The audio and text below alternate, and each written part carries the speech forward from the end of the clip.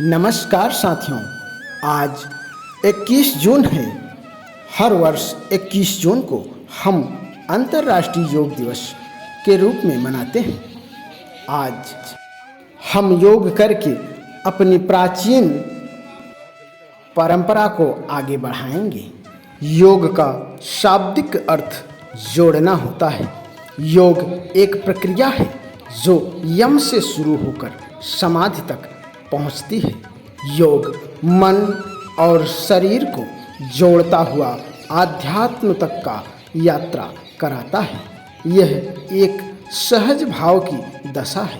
इसलिए महर्षि पतंजलि ने योग की परिभाषा में चित्त तथा उसकी वृत्तियों का समावेश किया और कहा कि मनुष्य को अपने चित्त की वृत्तियों पर निरोध करना चाहिए, तभी योग जीवन में अनुकूल परिणाम को उत्पन्न कर सकता है। मन की चंचलता एवं शरीर के इंद्रियों की चंचलता को योग द्वारा नियंत्रण में लाया जा सकता है। अगर व्यक्ति योग की प्रक्रिया में पूरी निष्ठा एवं ईमानदारी के साथ उतरता है तो निश्चित रूप से उसके जीवन में धार्मिकता का जो फूल होता है वो खिलने लगता है। योग के अनुसार ईश्वर परम पुरुष है जो सभी जीवों से ऊपर और सभी दोषों से रहित है। वह नित्य सर्वव्यापी, सर्वज्ञ, सर्वशक्तिमान पूर्ण परमात्मा है। जीवन में योग बहुत ही महत्वपूर्ण भूमिका निभाता है। योग एक मानस शास्त्र भी है जिसके मन को संयम करना और पार्श्विक वृत्तियों से खींचना सिखाया जाता है। जीवन की सफलता किसी भी क्षेत्र में संयम मन पर ही निर्भर करती है। मन संयम का अभिप्राय है किसी एक समय में किसी एक ही वस्तु पर चित्त का एकाग्र होना, दीर्घकाल तक अभ्यास करने में तथा मन का ऐसा स्वभाव अभ्यास से बन जाता है कि किसी भी विषय को सोचते या किसी काम को करते हुए मन उस पर एकाग्र रहे। ऐसा अभ्यास करना अभ्यास में तो बड़ा कठिन होता है, पर जब हम अभ्यास करते करते अपना स्वभाव ही ऐसा बना लेते हैं तब उससे बड़ा सुख कुछ और नहीं। जब हम योग कर रहे होते हैं उस समय हमें थोड़ा सा कठिन और असूझ सा लगता है, लेकिन धीरे धीरे हम जब इसको अपने जीवन में अपने दिनचर्या में शामिल कर लेते हैं तो हमारे लिए बहुत ही सुंदर और बहुत ही अच्छा लगने लगता है। शरीर ही हमारा वो मंदिर है जिसकी साफ सफाई रख रखाव की जिम्मेदारी हमारे शरीर पर ही निर्भर करती है। हम अपने शरीर को स्वस्थ रखने के लिए दिनचर्या में योग को अवश्य शामिल करें। योग ही हमें अपने तन मन को जोड़ने का प्रयत्न करता है और जुड़ जाने पर हमें आनंद देने लगता है। कहा जाता है कि स्वस्थ शरीर में स्वस्थ मन का निवास होता है। जब हमारा शरीर स्वस्थ रहेगा तो हमारा मन भी स्वस्थ रहेगा। कोई भी कार्य किसी भी समय करने पर हमें कोई कठिनाई महसूस नहीं होगी। योग ही हमारे संपूर्ण शरीर का पूर्ण विकास करता है। जिस प्रकार से भोजन शरीर के लिए आवश्यक होती है, ठीक उसी प्रकार भोजन ही की तरह योग भी बहुत ही ज़रूरी होता है।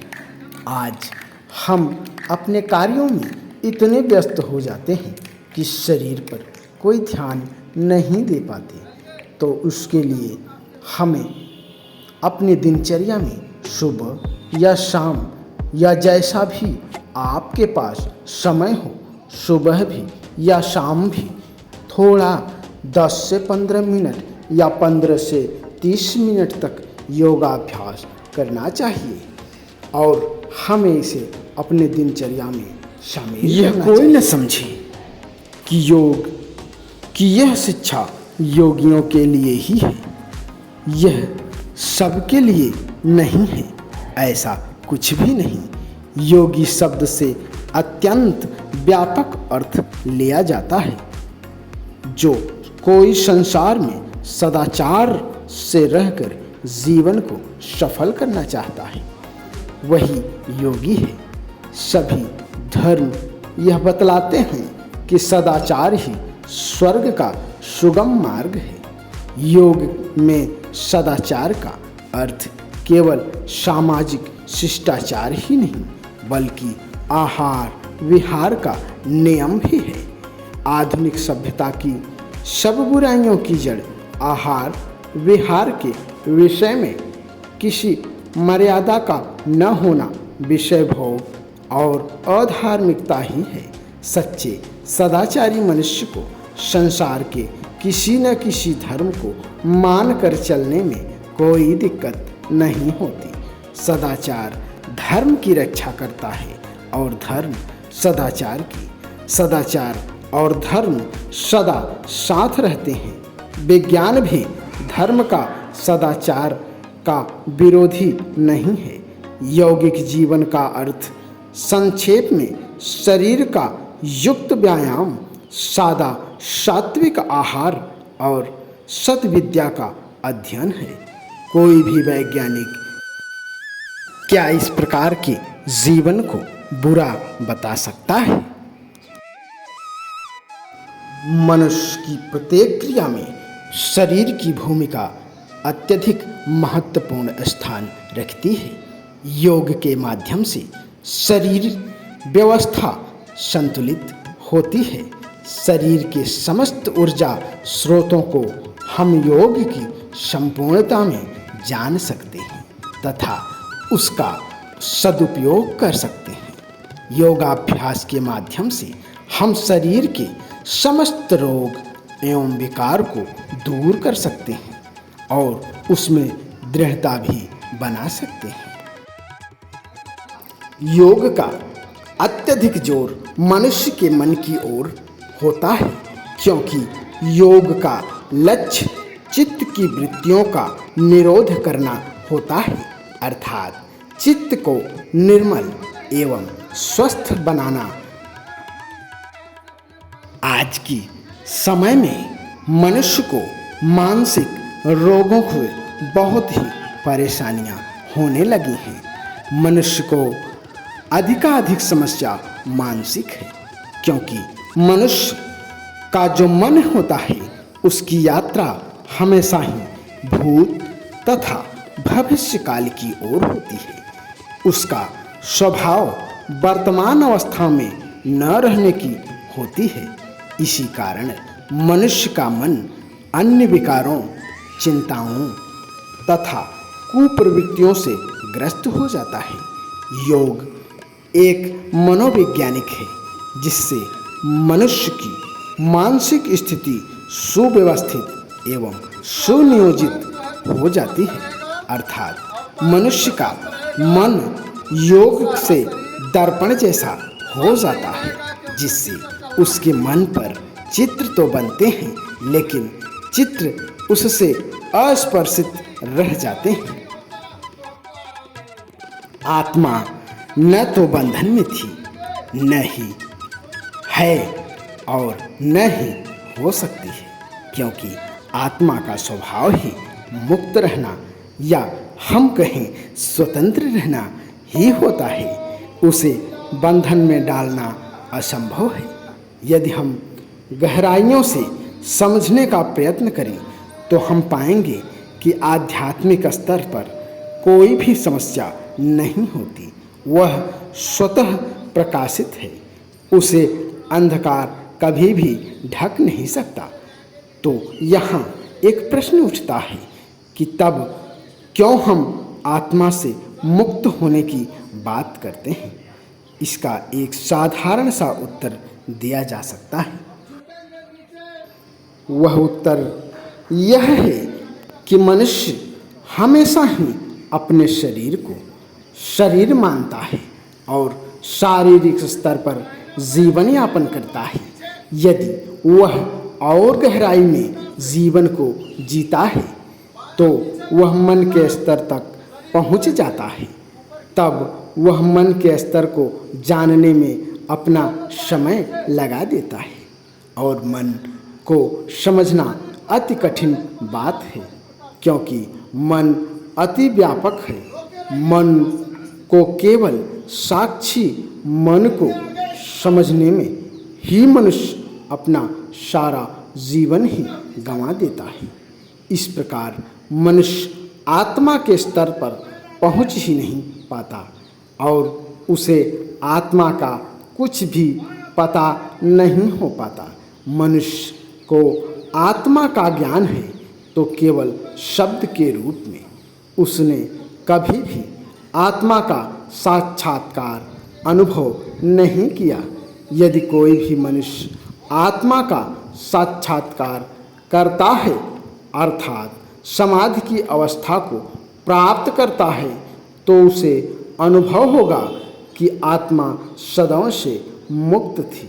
सारांश में योग का महत्व इसलिए अधिक है क्योंकि यौगिक क्रियाएं मनुष्य को शरीर और मन के पार ले जाती है तथा आत्मा के वास्तविक स्वरूप से साक्षात्कार करा देती है।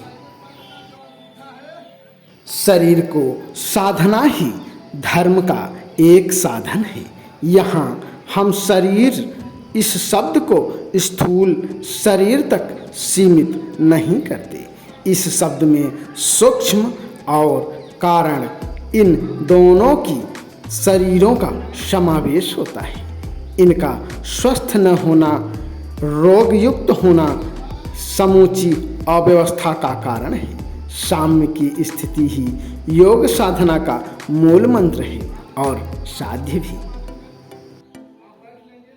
यहाँ पर हम एक बात स्पष्ट रूप से जान लें, समझ लें कि हमारा जो स्वास्थ्य है वो पूर्ण रूप से अपने हाथों में है।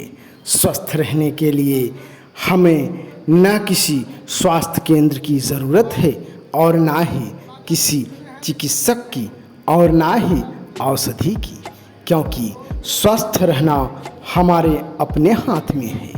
लेकिन आश्चर्य है कि हम अपनी लापरवाही को छिपाने के लिए सदा ही परिस्थितियों की दुहाई देते रहते हैं। मेरा विश्वास है कि जितना समय हम डॉक्टरों के पास चक्कर काटने में लगाते हैं या रोगी होकर खराब करते हैं, उससे आधा समय भी यदि हम योग क्रियाओं के लिए दें तो न तो समय की बर्बादी होगी और ना ही धन की। हमारी सारी शक्ति बाहर की ओर दौड़ रही है। सब कुछ हम बाहर ढूंढ रहे हैं। आप अक्सर लोगों को कहते सुने होंगे कि सर्दी थी, हमें नज़ला हो गया, जुकाम हो गया, मौसम खराब था इसलिए बुखार हो गया, जबकि असलियत यह नहीं है। स्वास्थ्य की सारी प्रक्रिया अंदर से शुरू होती है और योग हमें अपने अंदर की ओर ले जाता है। प्राकृतिक यानी परमात्मा ने शरीर की रचना संपूर्ण रूप में की है। हमें अपने को स्वस्थ रखने की पूरी व्यवस्था शरीर में ही की है।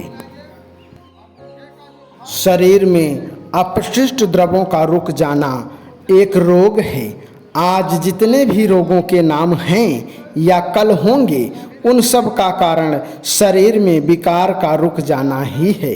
यदि हम अपने शरीर का थोड़ा बहुत ध्यान रखें और विकार को शरीर में रुकने न दें तो हम कभी भी रोगी नहीं हो सकते, क्योंकि स्वास्थ्य तो शरीर के भीतर अंगों के पुष्ट होने से ही संभव है। अब यदि रोग ने आपको